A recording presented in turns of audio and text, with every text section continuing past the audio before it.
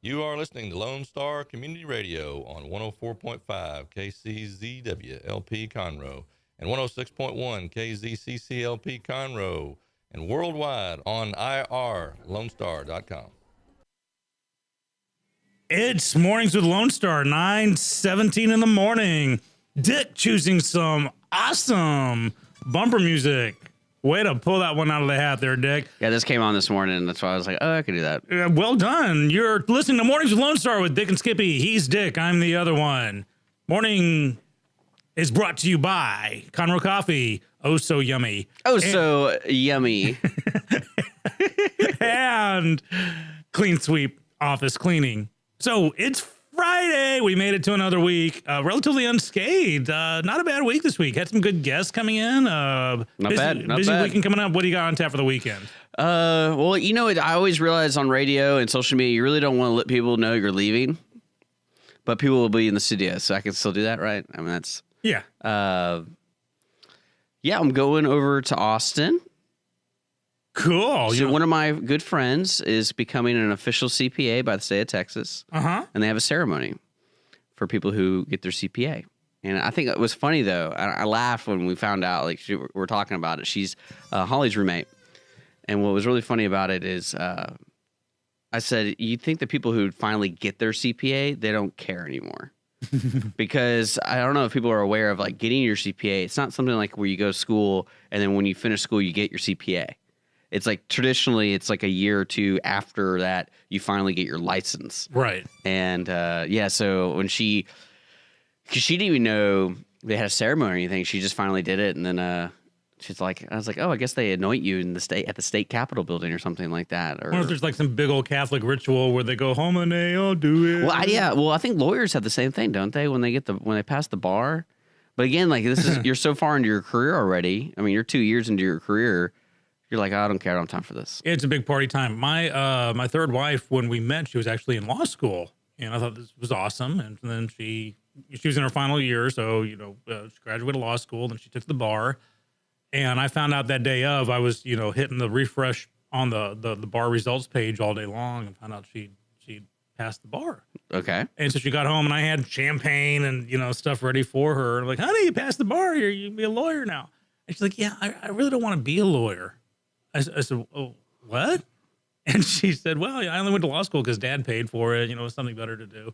Oh, wow. Well, that's convenient for her. And I was like, oh, so any thoughts what you want to do? Oh, I'm thinking maybe interior design. And it was just, when you're traveling on the freeway and you're trying to shift from third to fourth, but you accidentally shift from third to reverse. And that was like, okay.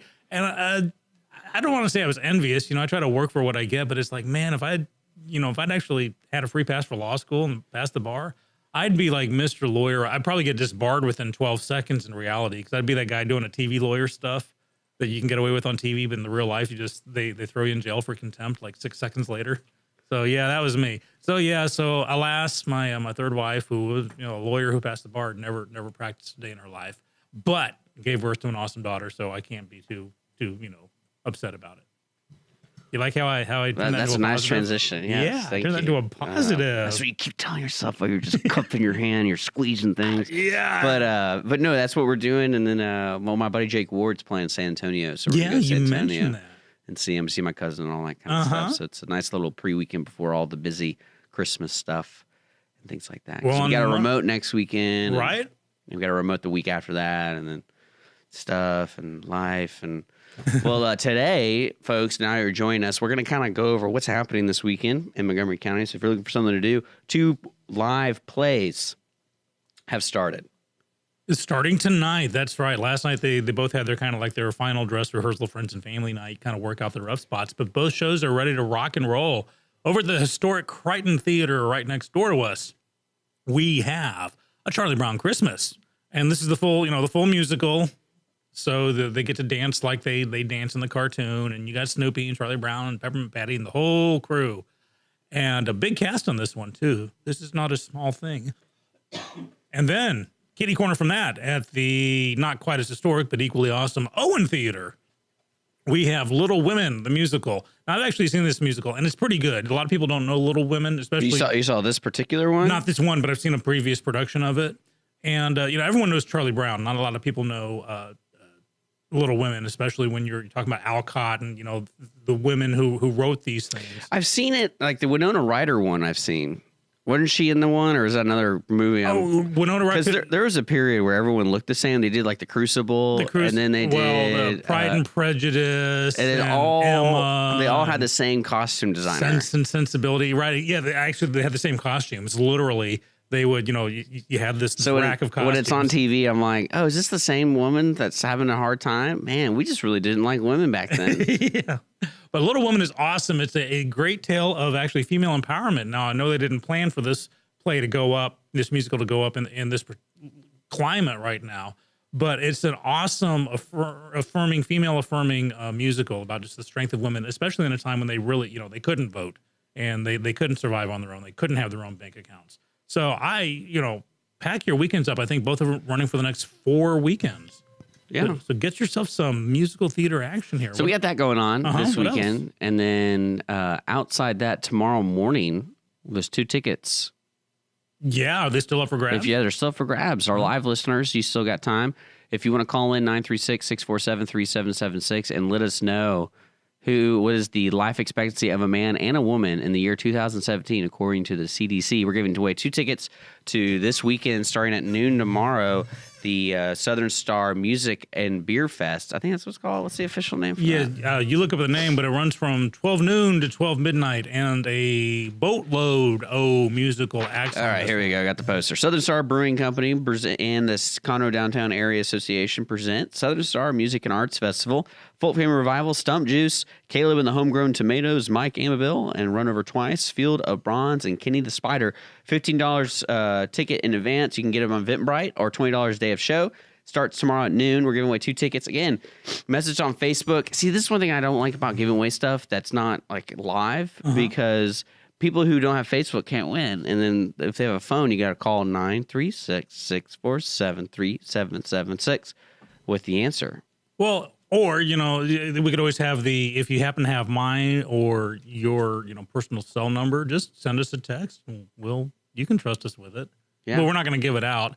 Although I cannot neither confirm nor deny rumors that Dick's cell phone is 1-800-HOT-BUNS. Hot Buns Tamale. Is that the extension? Yeah, it's the extension Tamale. Tamale.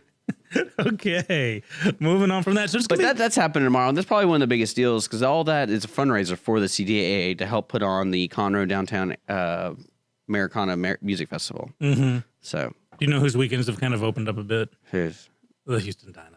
Yeah, they lost last night. They got crushed. Like 3-0, right? 3-0. The official word is nil. They got crushed.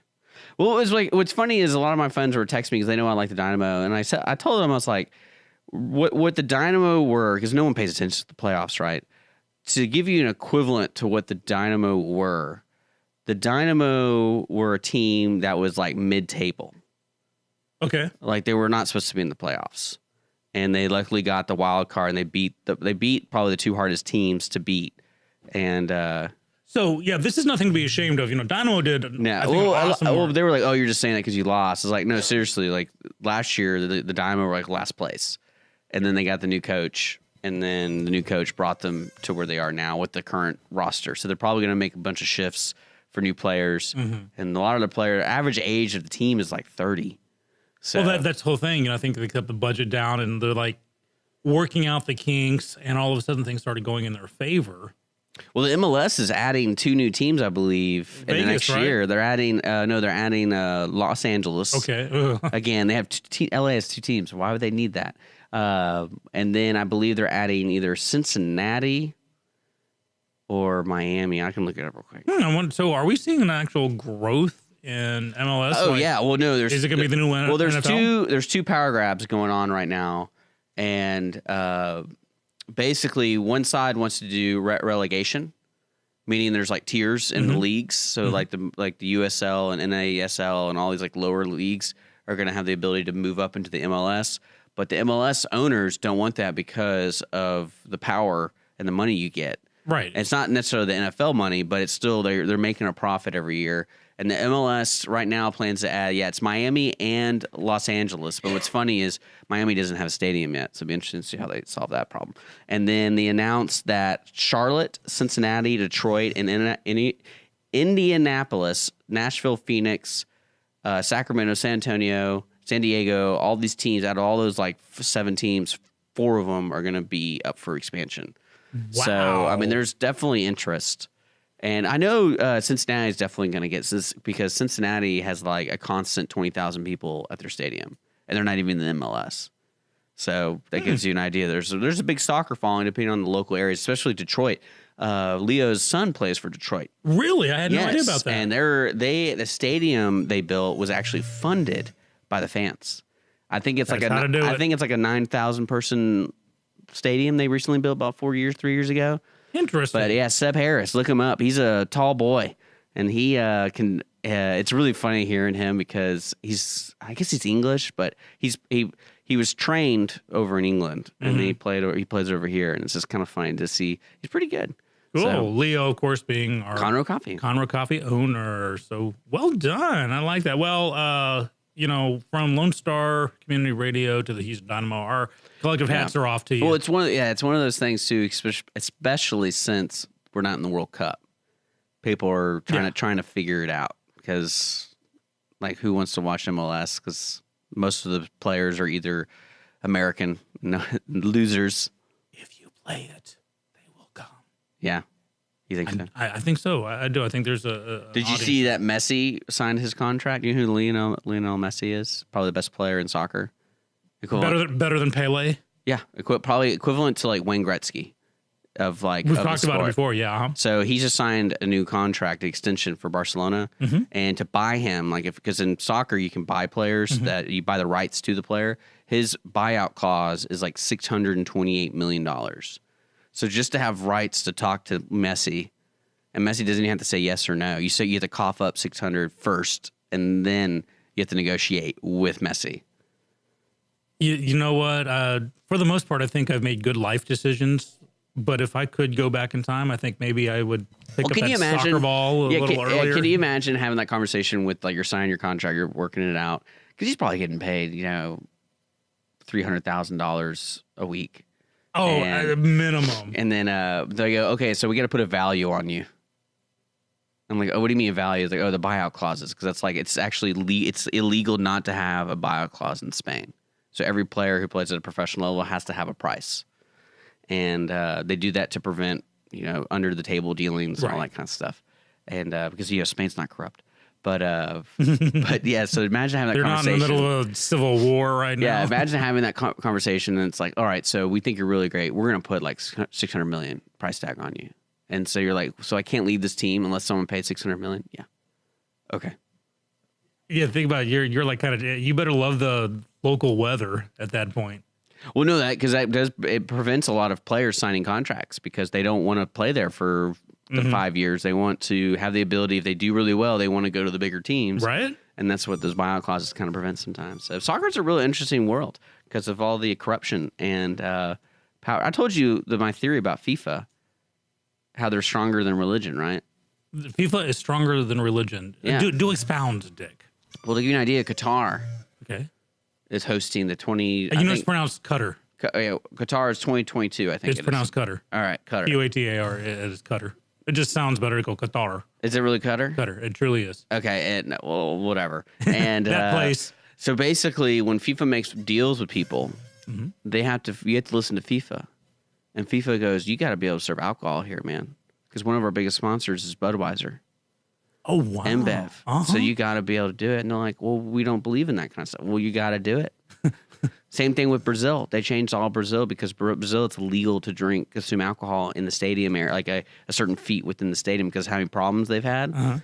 And they changed the law temporarily just for FIFA. Wow, that's AAA level power there. I'm telling you. That's hardcore.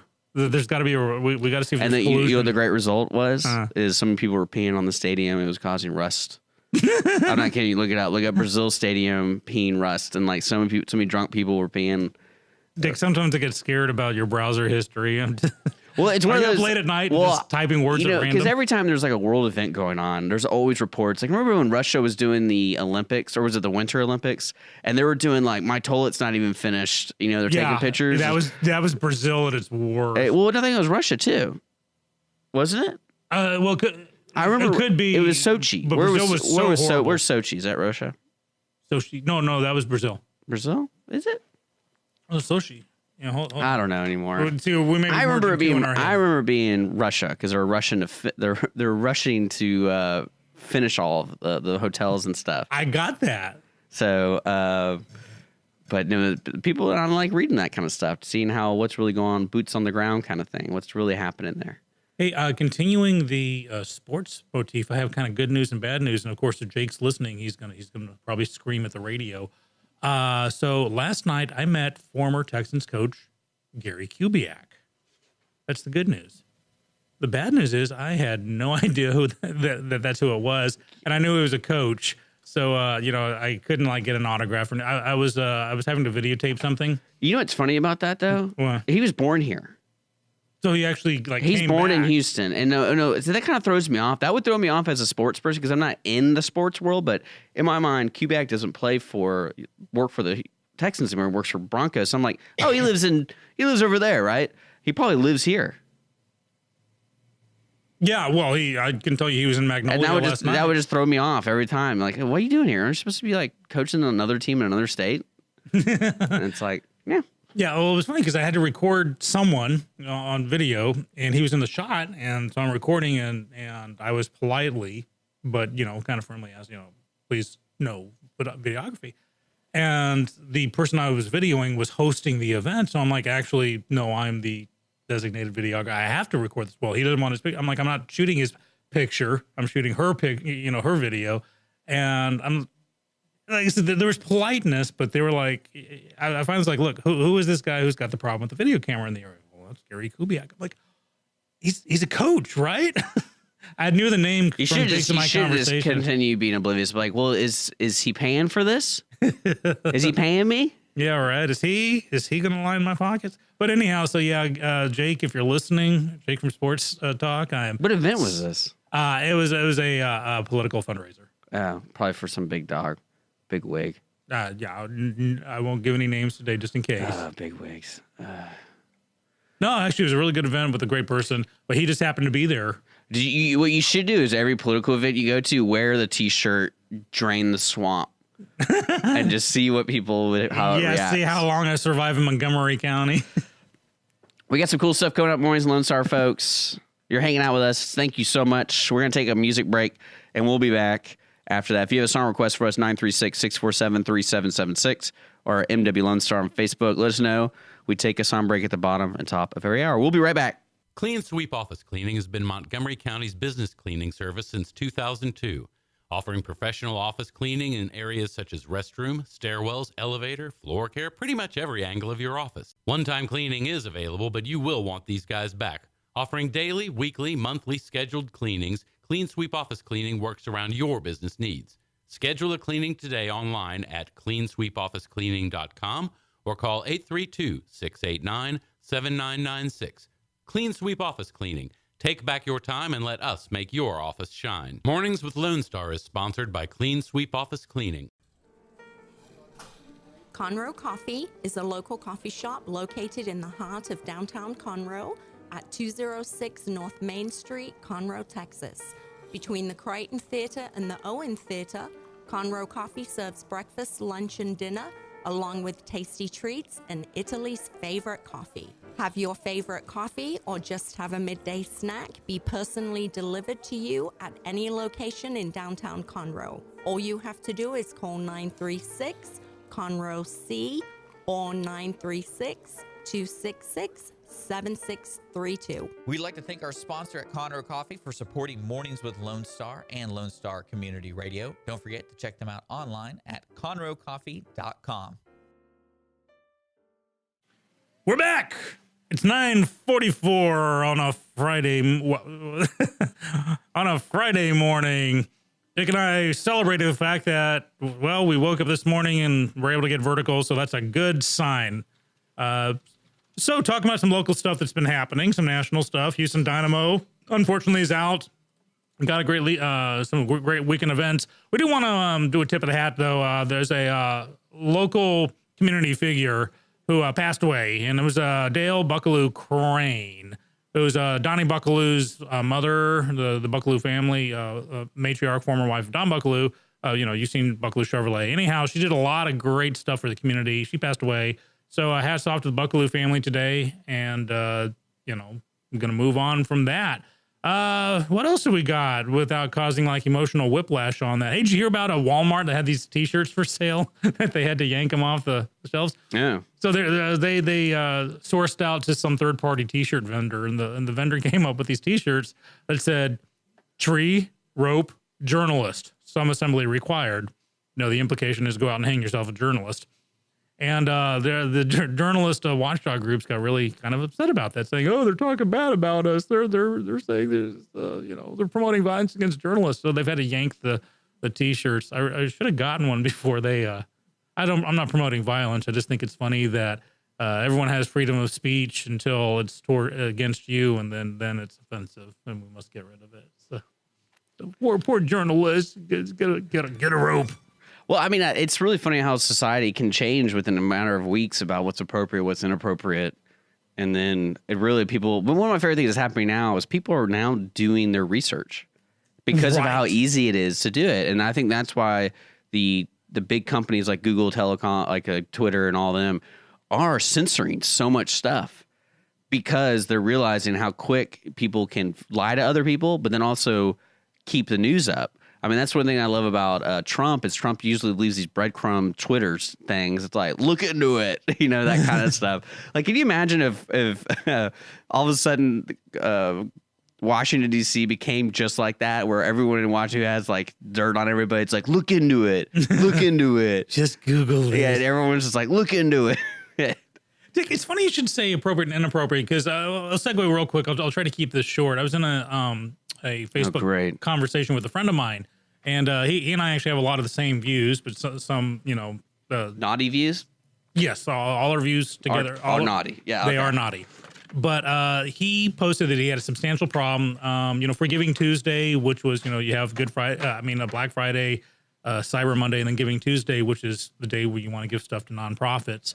And Susan Huckabee Smith, the White House press secretary, was talking about it, and she threw in a quote from a Bible verse about how basically it's good to give, blah, blah, blah. And my friend said, "Oh, this should be absolutely banned. There is absolutely no use for quoting a Bible verse in the White House." So to start the civil discourse, I'm like, well, legally, then if that's the case, you have to take it the far end of that. No more Christmas trees. No more swearing in ceremonies on the Bible. We just wouldn't call it a Christmas tree. You just call it a holiday tree. Well, this is what happened is we were talking about going, no more Easter egg hunt on the White House lawn. These things that have been traditions for years. Because he was going on about the separation of church and state. And so my point was, First Amendment is to say that there would be no Church of America, like there's a Church of England, to rule our lives. That's what that's about. And his response was, well, I don't find Christmas trees... I find Christmas trees and Easter eggs to be secular. And I'm like, but no, the Christmas tree, the name Christmas is in it. The name Easter is in it. These are Christian things. So again, this is not a conservative or liberal thing. But I said, where do you draw because he said it's not appropriate. And my question was, well, what's the appropriate line? When you have a constitutional amendment, it's not by degrees. We didn't give women the right to vote if they wore long skirts. You don't put degrees of appropriateness into a constitutional amendment. So it was a good conversation, and I love having civil discourse like that. So what are your thoughts of like having Christmas stuff in the White House or on the courthouse steps? Christmas tree lighting, if it was outside the courthouse. I feel like there is a line that could be defined over kind of like how we do our laws and everything here. Mm-hmm. We're continuously changing them and figuring it out because it's kind of hard to say cold turkey separation of church and state because somebody lives in that house technically. So it's kind of hard to say if it was just a place of business. A lot of places of business have rules. Like in the office, you can't do these things, but in your cubicle, you can, or in your office, you can, but in the big office, you can't. But then again, like depending on the business, they can do whatever they want. So if it's But that's the way it's the private sector. well, I know, but I'm just saying like because you're expecting this man to live in this house. So is he just going to have to sign away what he would like to have in his house? Like, and that was my point. It's to say it's inappropriate to quote a Bible verse to reporters. It's like, why? well, it's almost like what would happen if the president is another religion? Like say he's Kwanzaa, or if he's Jewish, or if he's and they do. Do you think anyone would really raise their Muslim, hands? it could be a Sikh, and that was my point. Is that this is let's take Christian out of it. It's putting your hands Because that stuff's dictated by the president, right? Like to have the Easter thing. Like if I'm a Muslim, I wouldn't have an Easter egg hunt, would I? Like, can you just say no, please? You could, but that would be going up against many, many, many decades. Well, I know, but like, tradition. well, that's how you set the rules. Like, hey, I'm the one staying here. We're gonna do something different. That's an awesome. Because there hasn't been point. has there been like a non-Christian president? Yeah, we've had Jewish presidents. Okay, so what do they do? They have the Easter egg hunt. That's weird. They have Christmas parties because they know that. That's weird. Because even though Christmas and Easter, they are Christian holidays with Christmas. The Santa Claus that we know today is completely due to Coca-Cola. They're the ones that came up with the jolly guy with. Before that, the only other thing we had was the Clement Moore Krampus. Krampus.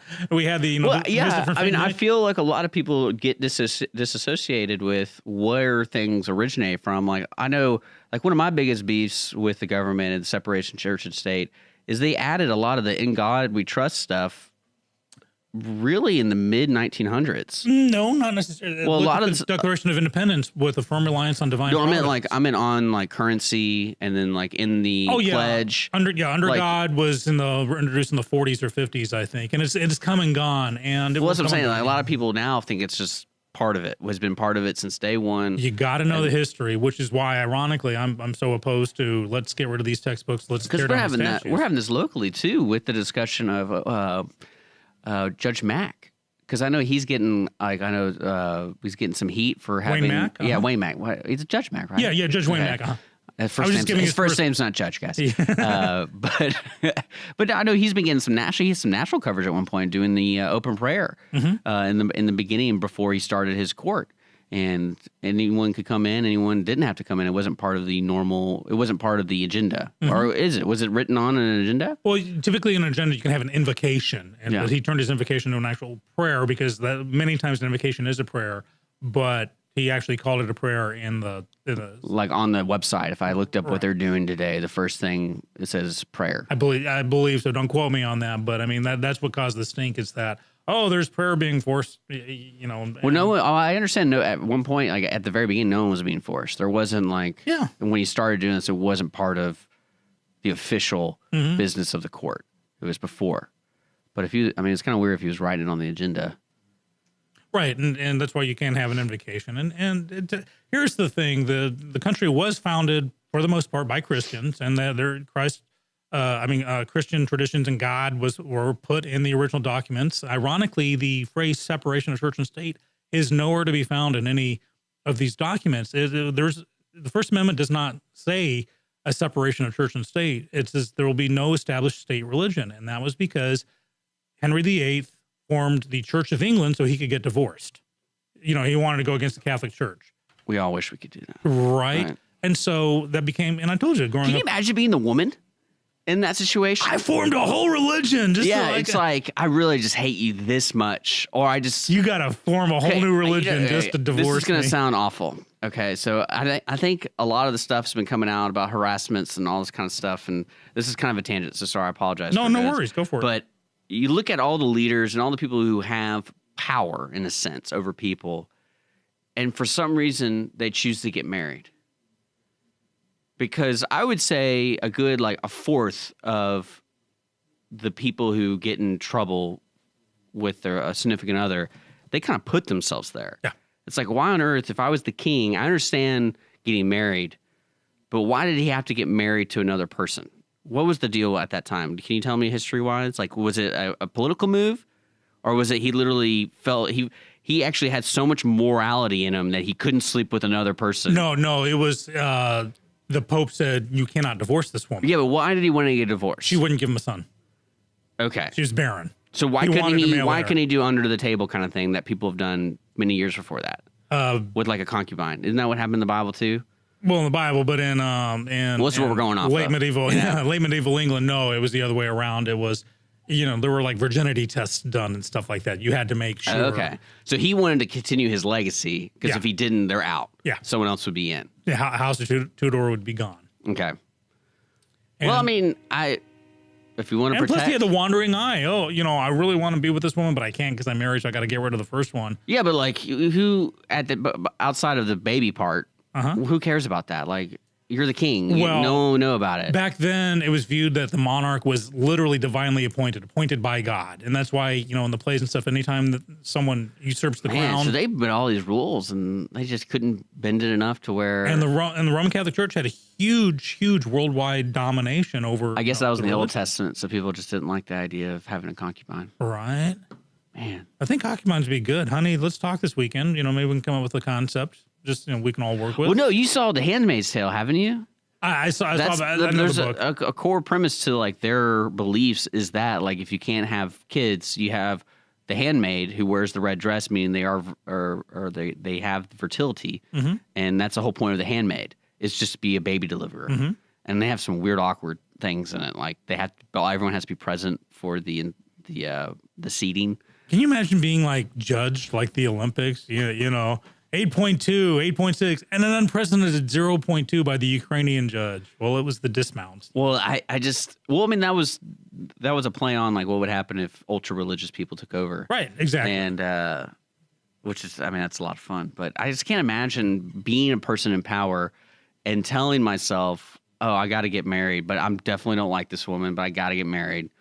And Marriage of convenience is unfortunately by no means. what do you think that happens today? Like, do you think Jay-Z and Beyonce are married just because they get more money? I believe that. I think there's some business motivated. No, in America, yeah, they're more business motivated. Now, there are some other countries where you actually have forced marriages and arranged marriages, and that's still going. But if we're talking domestically, I think in a business sense, I do believe any like marital love between. That's why I'm the getting married to Clintons. Holly Because you love her. because she's a nurse She's and a nurse. she Does takes care of me. Does she have the white costume? No, they don't do white anymore. Actually, that's a good question to ask her. She has like an actual explanation why they don't wear white. Well, yeah, because of blood. No, it's something else. Because of other bodily. I don't know what it is. Okay. It might be blood, but I remember it actually had like it has a symbolic meaning to nurses. Oh, okay. So I miss those days where they wore. because depending on what hospital you're in, they actually do have rules on what kind of outfits you can wear. Absolutely, but the little kid in me who grew up watching Emergency with Dixie the nurse, and she had that little white outfit with the little white paper hat. Yeah, that saw me through my early puberty. She'd be a good guest on here. We're gonna see if I can get her on. I'm gonna try to. Who, Dixie from Emergency? Yeah. Because Rick, the reluctant cowboy, he recently met with the guy that played Gage, I think, from one of the main actors from Emergency. And the guy donated like a whole bunch of T-shirts for this cause. And apparently I found out that Mrs. Skippy has like this huge crush on Gage from Emergency. That's her freebie, apparently. Oh, jeez. Yeah, I know, right? You think you know someone. You think you know someone. We got to take a break here, folks. Morning's Lone Star. We're sponsored by Conroe Coffee and Clean Sweep Office Cleaning. This is going to be a short sponsored break, so stick around. We're going to be gone for, I don't know, like a couple minutes, whatever, But I hope you're enjoying yourself this Friday morning. We'll be back here on Lone Star Community Radio. Clean Sweep Office Cleaning has been Montgomery County's business cleaning service since 2002. Offering professional office cleaning in areas such as restroom, stairwells, elevator, floor care, pretty much every angle of your office. One-time cleaning is available, but you will want these guys back. Offering daily, weekly, monthly scheduled cleanings, Clean Sweep Office Cleaning works around your business needs. Schedule a cleaning today online at cleansweepofficecleaning.com or call 832-689-7996. Clean Sweep Office Cleaning. Take back your time and let us make your office shine. Mornings with Lone Star is sponsored by Clean Sweep Office Cleaning. Conroe Coffee is a local coffee shop located in the heart of downtown Conroe at 206 North Main Street, Conroe, Texas. Between the Crichton Theater and the Owen Theater, Conroe Coffee serves breakfast, lunch, and dinner, along with tasty treats and Italy's favorite coffee. Have your favorite coffee or just have a midday snack be personally delivered to you at any location in downtown Conroe. All you have to do is call 936-CONROE-C or 936-266-7632. We'd like to thank our sponsor at Conroe Coffee for supporting Mornings with Lone Star and Lone Star Community Radio. Don't forget to check them out online at conroecoffee.com.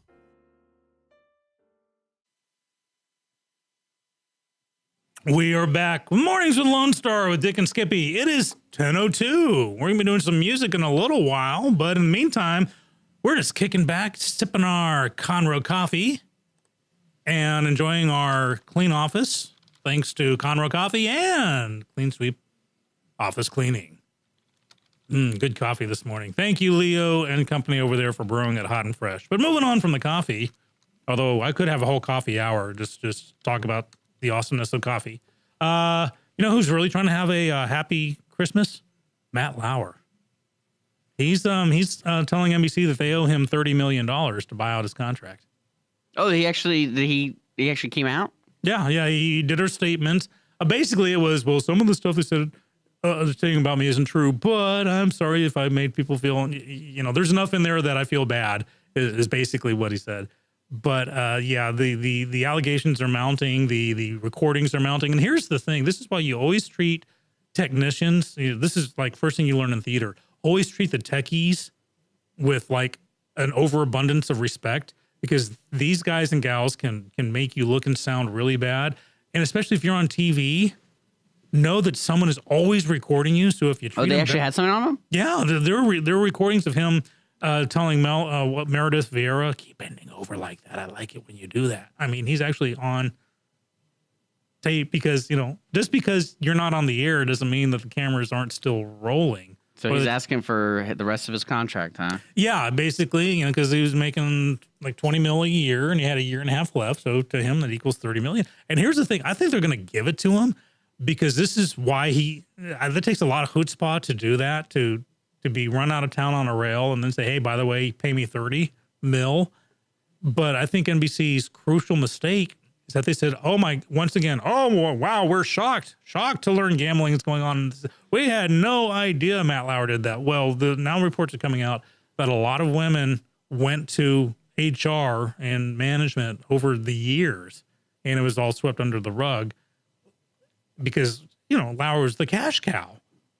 And so with them saying we had no idea, I'm sure Lauer's got his own emails. I think he's got his own little dossier of proof that management did know and let it happen.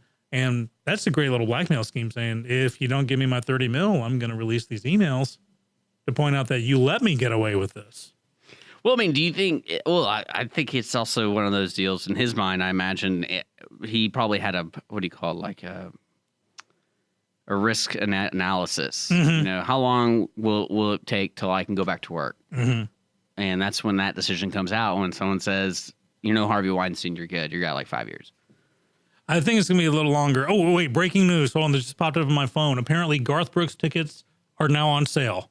Oh, okay. Wait, hold on. And now they're sold out. I told you, those bots. Yeah, they. It's funny. That did pop up on my phone saying, they're on to get your tickets now. I guarantee you they are gone by now. So, sorry, that was breaking news brought to you by Lone Star Community Radio.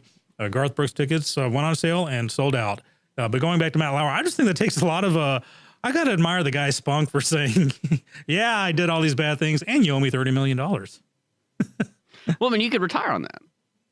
I could retire on 3, to be honest. My needs are simple. Just after the first 2 or 3 mil, it's all just icing on the cake.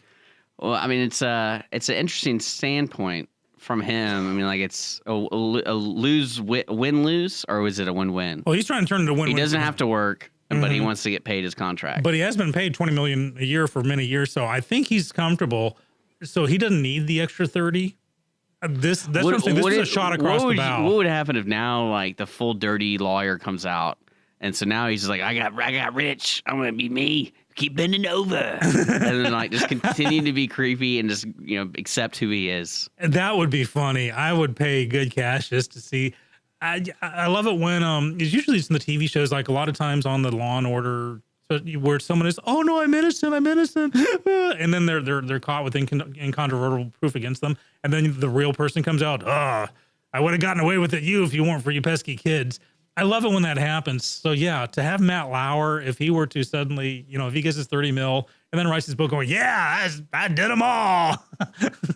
I had them rub Wesson oil all over me every morning. I would pay hard cash for that book just because you got to admire the man's spunk. Yeah, I mean, that's what I'm saying. It's one of those deals where these guys, everyone's kind of seeing how much power they really had, and it's tangible. Like you can see what's going on here, and you can see because Matt Lauer has been around for, Oh yeah, decades. I mean, he worked his way up the ranks, but he was this guy. He was the all-American aw shucks boy to public.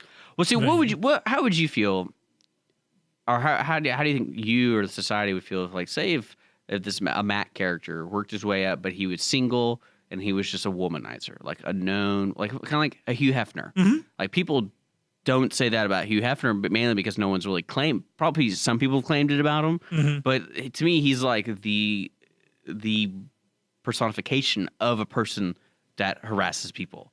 I think what is incensing people more right now, because Hefner, he had his detractors, of course. It's not the harassment so much as the hypocrisy, the duplicity. Was he being a hypocrite? His public face when going on and busting other people, that's right. busting Yeah, presidential he did. candidates for saying, you using your power against this poor defenseless woman. How horrible is that? And apparently the women I understand on that. the set are going, are you kidding me? And that's when they probably started getting together over wine and said, who's got an email about this? Who's got a recording about that? And that's when that's how it starts. That's how the downfall starts. So I think it's the duplicity of it. So we can excuse the Hefners because he was unapologetic about it. Okay. He's, this is me, or even the Larry Flynn's who came up with Penthouse, which took it all the way to the Supreme Court about over what is obscene material, saying this is what it is. He was very overt about it, very unapologetic. So he didn't hide it. Now if Hefner had been, like a Pat Robertson or an Oral Robert, that kind of thing. The thing about we get off on watching the anti-gay, anti-rich preachers being caught with $20 million in an offshore account and a stripper. People just get off on that because that person lied to them. Matt Lauer has, effectively lied to America. And that's what's driving people crazy. So the Hefners of the world get a pass. And right or wrong, it's just how it is. He, like I said, he has his detractors, but people get more forgiving of that. Yeah, that's what I'm saying. It's interesting that a lot of these, it's always the people who we try to target we always thought they were good and clean. And now it's like, oh, he's always been like that. We just, just wasn't. And that's why musicians get a big like, pass. Think about it. The ones who trash the hotel rooms or get drunk or, the Billy Idols of the world or the Rolling Stones, because that's who, and in fact, a lot of those are actually the lie is that they're not really the party monster, but that's how they sell records. You always wondered Billy Idol, when no one was looking, did he slick his hair back and put on a sweater vest and drink hot tea as he read Better Homes and Gardens? Was that his secret double life? So musicians get away with it because they never claim otherwise. We haven't talked about is that the Kate Steinle. Steinle, yeah. That just came out of nowhere for me. I didn't know that was even going on. Yeah, the verdict was very shocking, and actually I have that on my list of things to talk about. And I know we're coming up on possibly a break. We got a couple of minutes, so we may want to we can kind of reference it now. Well, before we get to that, I'm going to talk about another funny thing I found. What's that? Just real quick. What's that? So recently, Ford is suing John Cena. So Ford Motor Company. Yeah, Ford Motor Company. Yeah, the former is suing attorney, John wrestler. Wrestler. Well, he still wrestles. So I thought he gave it up for TV, but yeah, he. Why are they suing him? So they're suing him because Ford gave him at value a $500,000 Ford GT as a trade. Basically, he'd be a marketer, a brand ambassador. He had to keep this custom GT for 2 years. Well, apparently, when he received the car, he immediately flipped it and sold it for a profit. And what's funny about it is that's the funny part about it. But then you're like, oh, what else? Why did he do it? And they don't really go into that. Basically, he realized what he did was wrong, and he already came out and did a formal apology for forwarding. Is we're going to work together and make it right, because he apologized for doing what he did. I'm thinking to myself, how did he not know he had to keep the car for 2 years? Well, it would have been in the contract. Because that's what I'm saying. Like, how did he not know?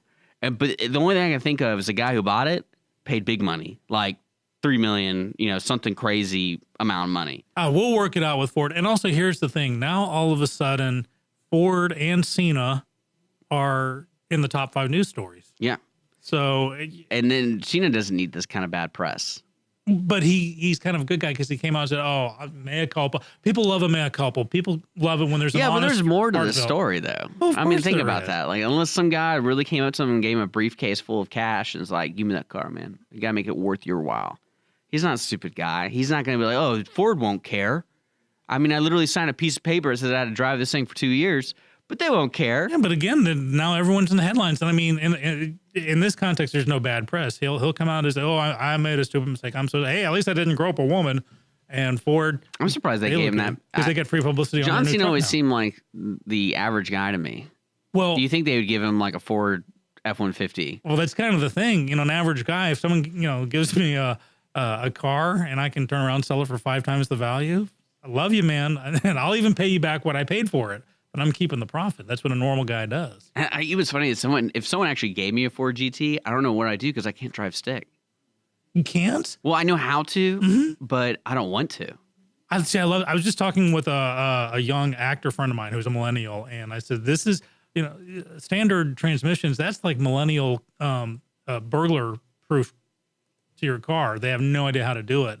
I miss a good stick. I haven't seen one in forever. I mean, they do still make them, don't they? Well, what I realized is I'm not a car person at all, but what I've realized it depends on what kind of class of car you're looking for. So, for example, I wanted to be silly. I drive a Ford Focus.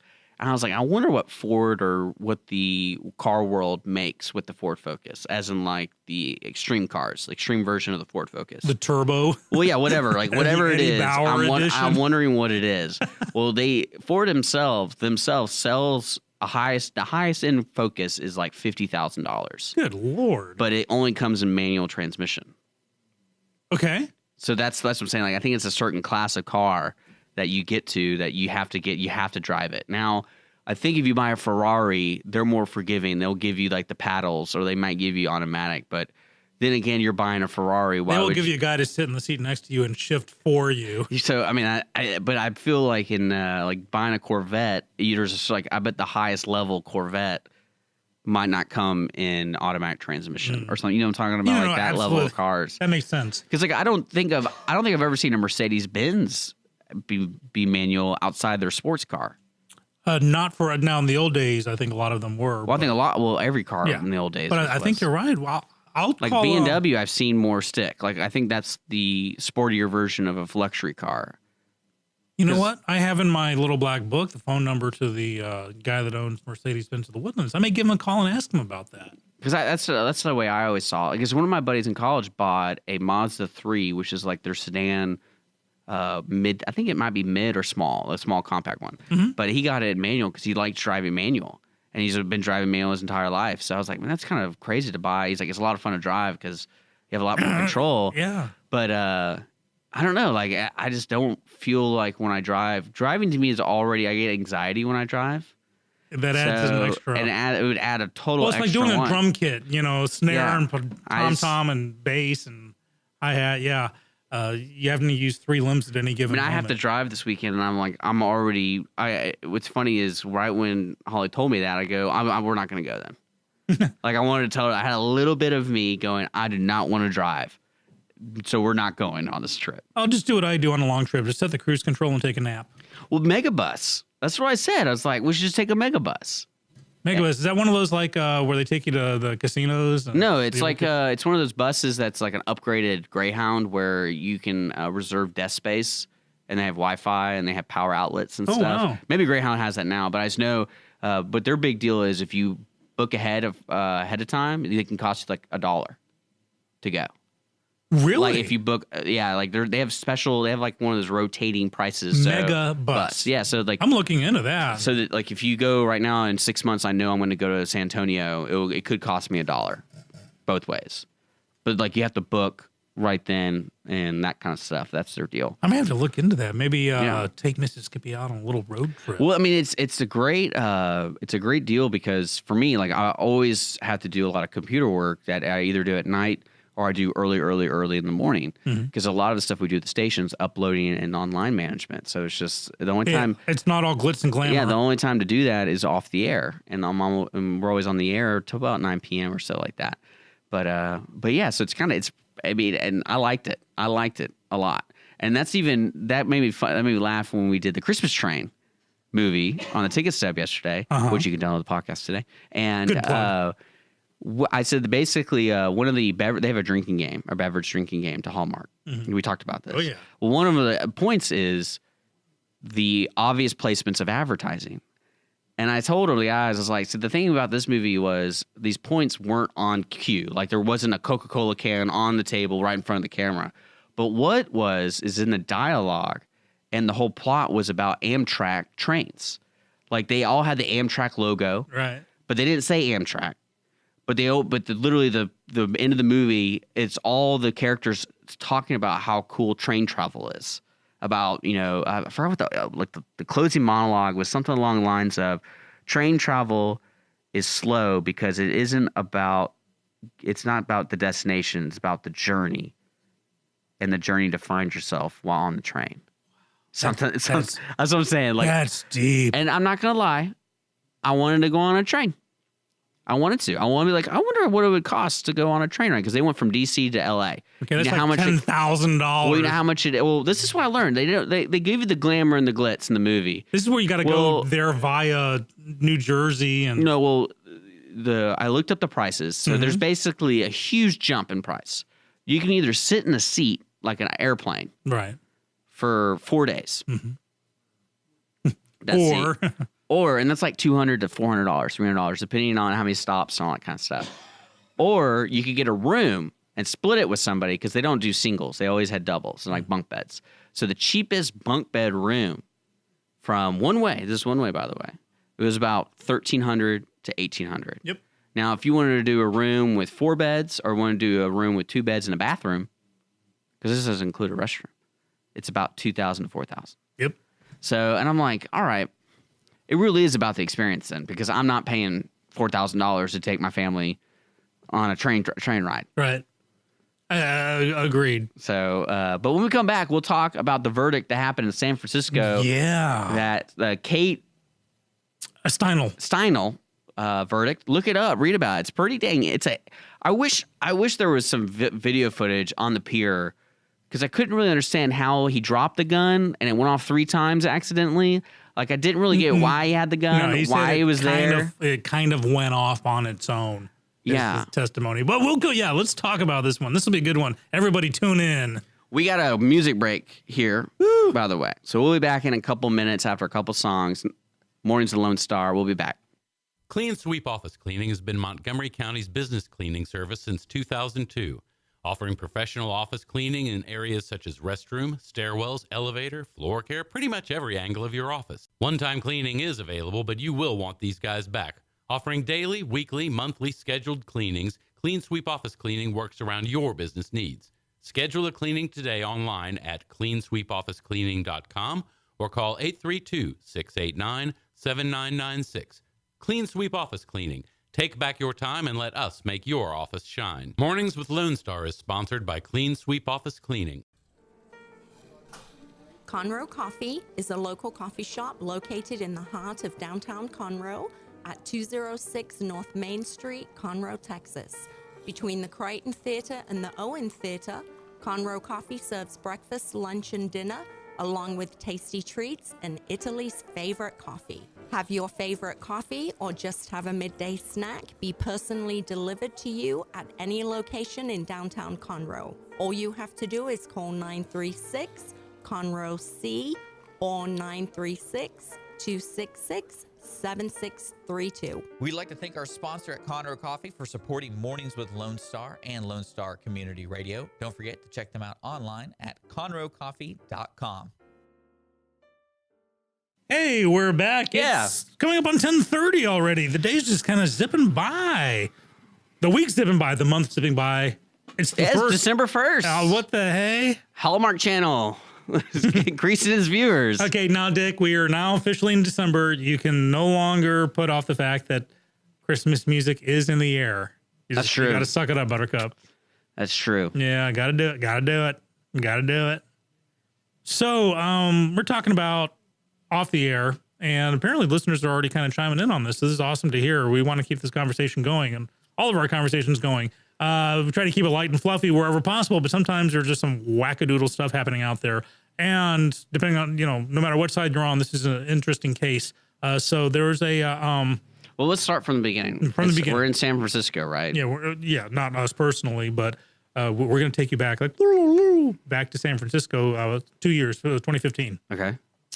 And long story short, this illegal alien, if you want to call him an undocumented immigrant, you can. Well, let's not use these words yet. That's what I'm Let's just saying. say a person. Let's just say a a person. person. A person who has a criminal record No, just say a person. A person. Just say a person. shoots someone in the back.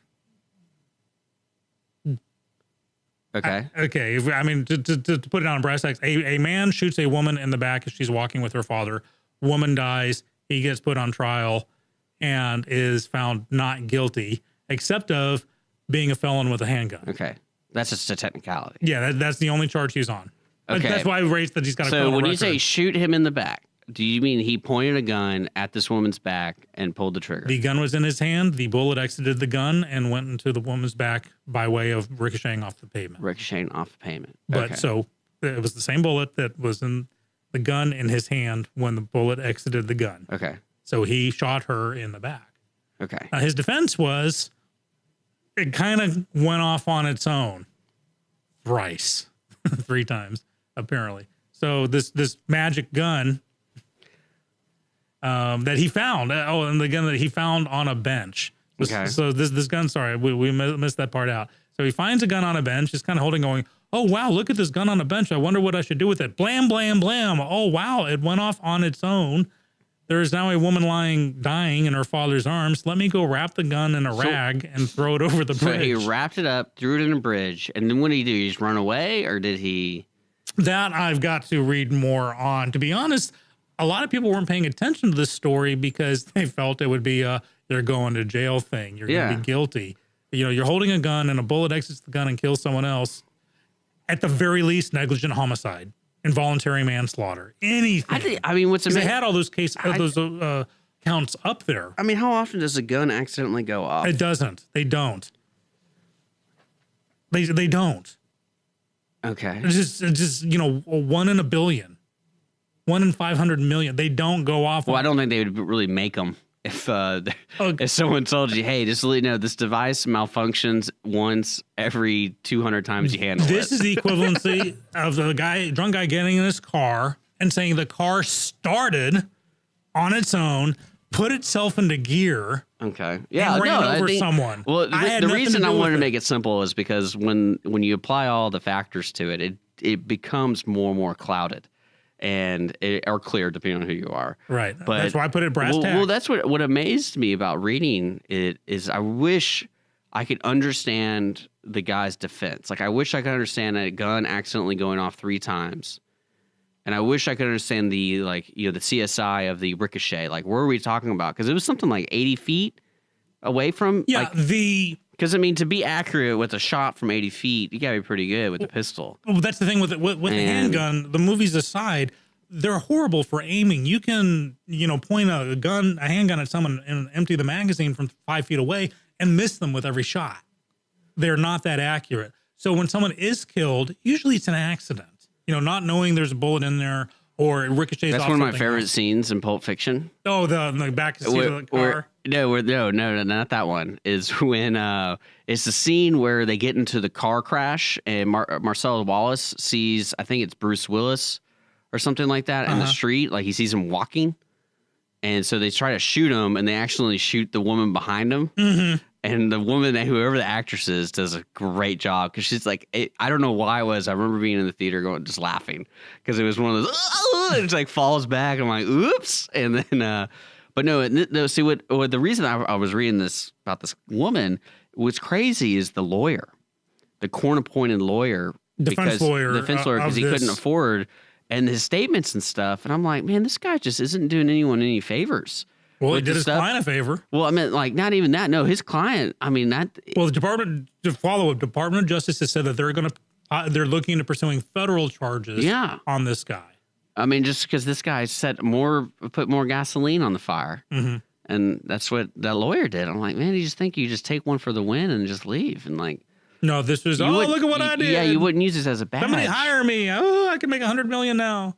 No one would hire him though. Who has $100 million? Well, no, as someone who has a gun in their hand and shoots someone else and says, "I need you to get me off like you got the last person." Him being an illegal alien to the United States had a factor in him being, or do you? Because the jury hasn't come out yet. The jury has not come out and said this is why they've.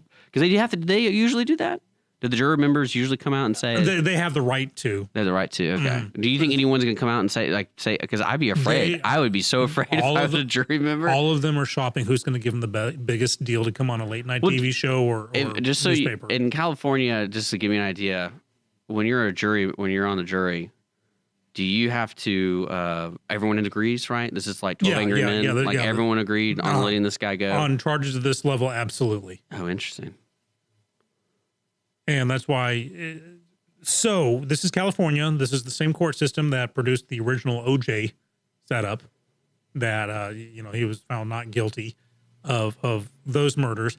And same with this. Now the backstory behind this. This is in San Francisco, California. San Francisco is an acknowledged what they call a sanctuary city, which means there is a policy. Now it's not like a law. It's not a city ordinance, but it's a policy that local law enforcement is not to coordinate or cooperate with federal officials in regards to immigration matters. And they actually had this guy before. This is a long time ago. This is leading up to before the 2015. fatal shooting. Yeah. Before 2015. Yes. The perpetrator in question had been deported 5 times already. He was a felony. He was a felon, I mean. Can you imagine the montage if they produced that Hollywood style of him getting deported 5 times? Right. What kind of background music do you think they use? I have no. I'm trying to think about that one. Eye of the Tiger.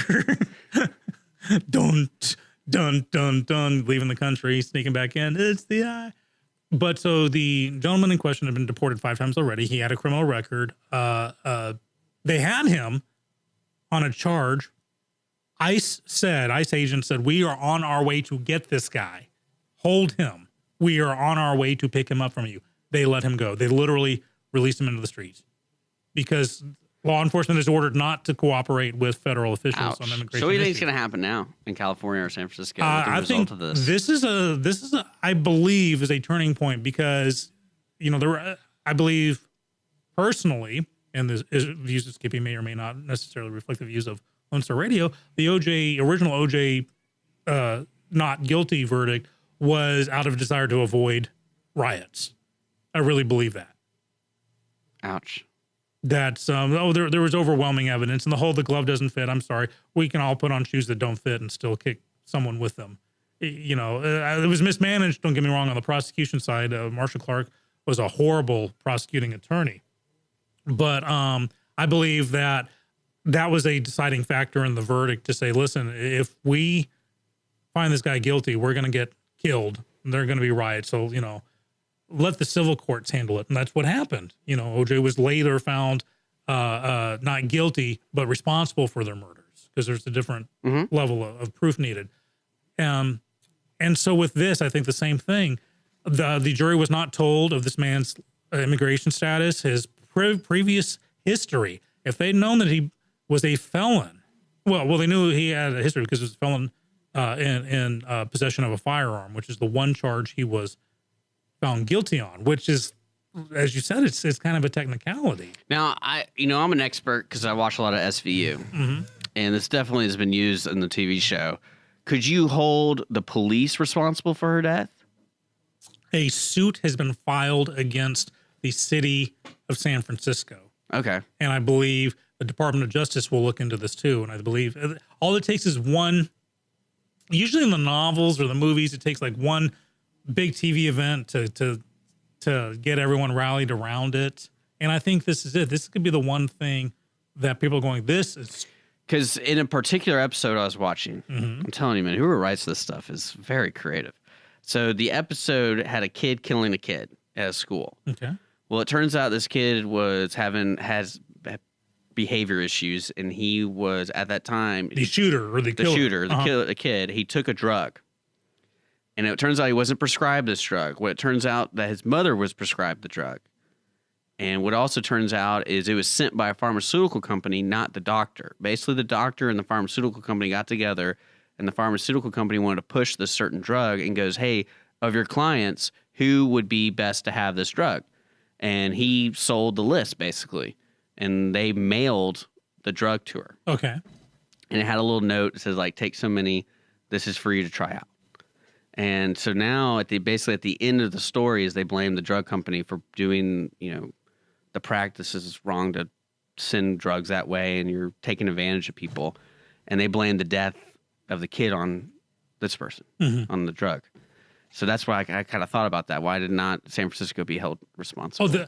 They will be eventually. And since City of San Francisco is a city organization, not federal, you can sue it. You can be held liable. And I think Department of Justice will actually pursue charges, because they let a felon out in the streets, and the felon turned around and killed someone else. So that's why we started the story off. I want to give a special thanks to a listener who's writing in, who gave me that idea. Wonderful. Thank you, unnamed listener. We appreciate you listening in on us. I told you we have a listener out there or two. Well, it happens. You talk about these on controversial topics, and he just starts blowing up. But we got to take a quick sponsor break. Say a special thanks to Conroe Coffee and Clean Sweep Office Cleaning here on Mornings with Lone Star. Like I said, it's just going to be a quick sponsored break.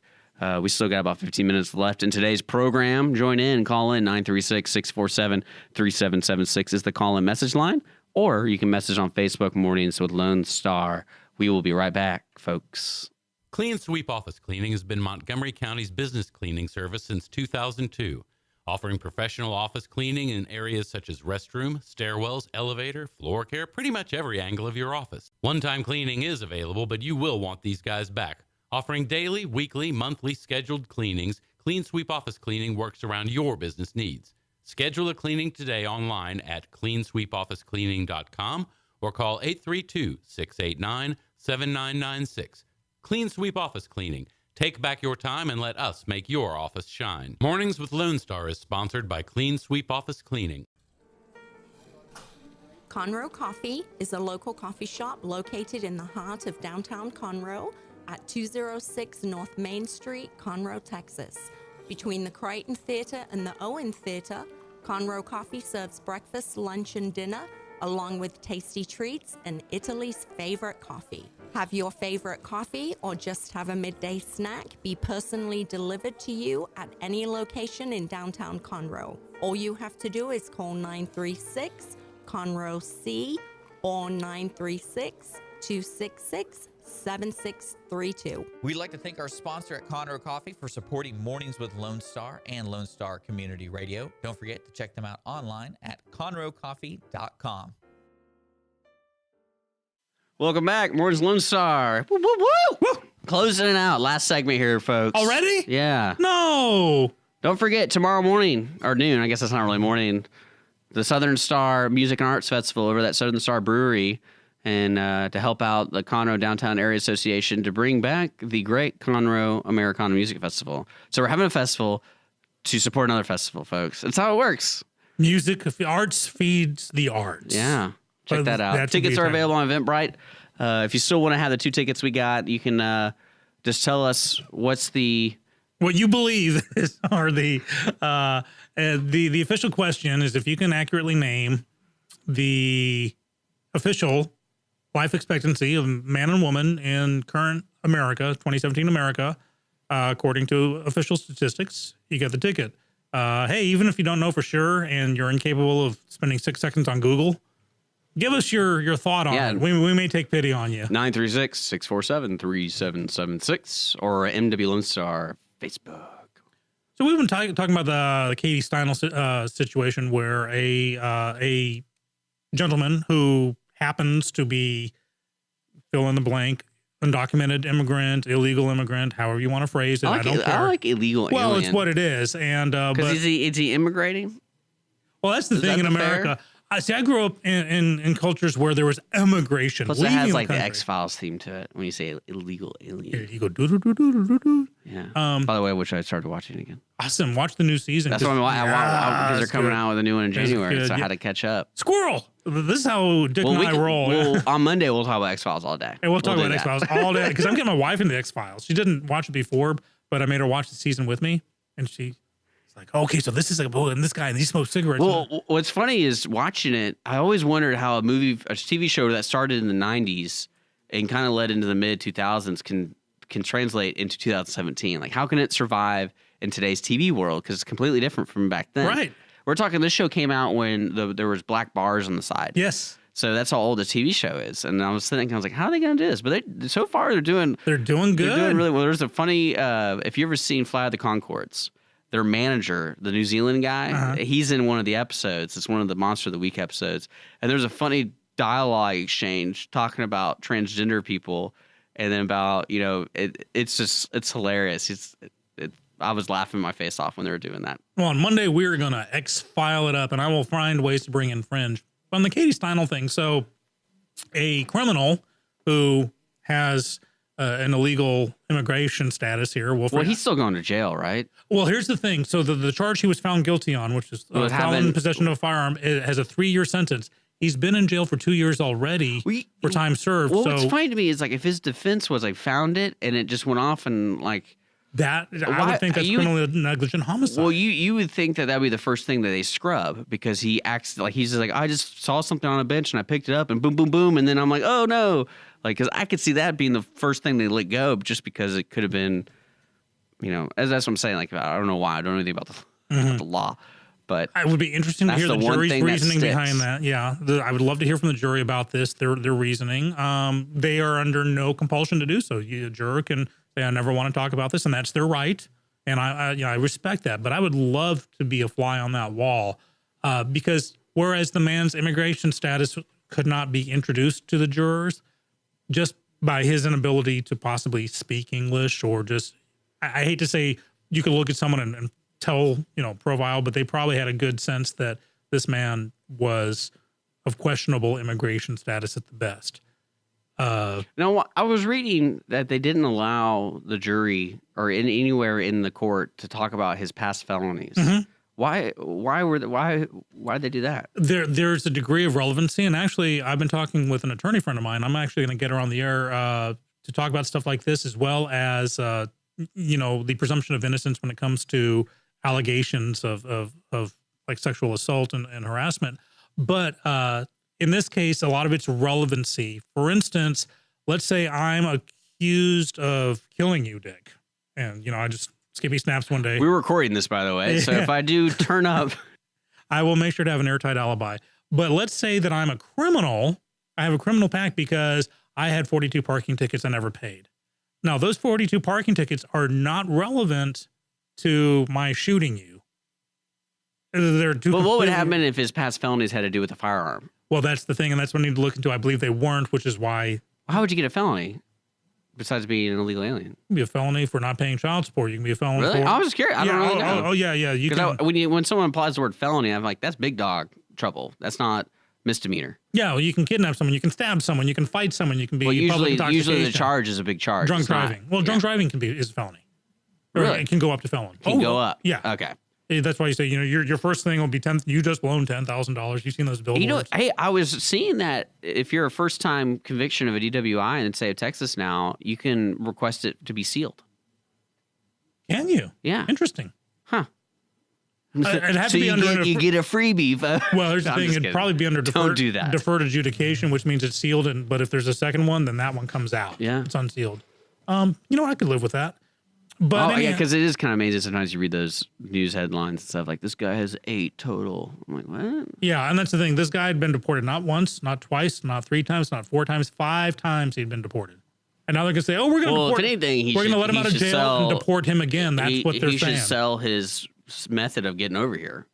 Yeah. Because, I mean, his stroke of luck is finding firearms on benches and getting over the border. This is the San Francisco court's answer to this. This man is deported once, twice, thrice, 4 times, 5 times. Now we're going to deport him again. This will solve the problem. We're going to. Well, I bet the civil court case between the city, that's. If the father, and I feel for the guy because this should have been over for the father. I mean, to be walking with your daughter. Well, they were talking about how she died in his arms and all this kind of stuff. Like, come on. Like, it's crazy. So he's having to go through this over and over again. And you got this, as you said, this whack job of a defense lawyer. But now if he wants to pursue a civil case, it'll be another 5 years of his life with no guarantees. And especially in this venue, he may have to push for a different venue. To say San Francisco, because of its policy, its sanctuary city policy, is prejudiced against my case. It's putting the convenience of the killer. We'll just set up a GoFundMe, and I guarantee you, a lot of Americans will. Or he's going to become the Department of Justice's best witness. Other news kind of coming out of the political. Let's close section. this up. Yeah, we got about 5 minutes. Okay, here we go. So FBI in 2 different stories today. A win is kind of win-lose for the FBI. Win today is Michael Flynn, which is Donald Trump's former national security advisor, has pled guilty to lying to the FBI during the investigation of the Russian probe. So what's going to happen to him? I believe... Deport him? Yeah, we're going to deport him back to Connecticut. I believe, my personal view is possibly a deal has been made of some kind. When you plead guilty, usually that means, okay, so listen, we got you on this. You plead guilty to this and agree to do 50 hours of community service and testify, then, you don't do any jail time. So it'll be interesting to see the fallout of this guilty. Look into it. Look into it.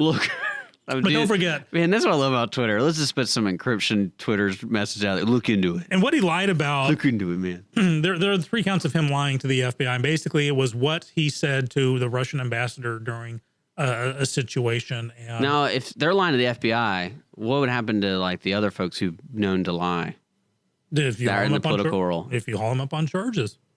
But they're not doing that to a lot of people who I'm thinking on top of my head. Well, think about every movie actor that says, yeah, I got really high on the set that day. Why is the DEA not arresting them? They've just admitted to breaking the law on TV. So that's why I love the conundrum Hawaii's in now, where they're doing legal marijuana, but then they're enforcing the law where if you're under a controlled substance, you can't have a firearm. Yeah, you can't. When you have laws that are in contradiction of each other. So that was the win for the FBI. They got Michael Flynn probably to flip, and interesting to see what he says.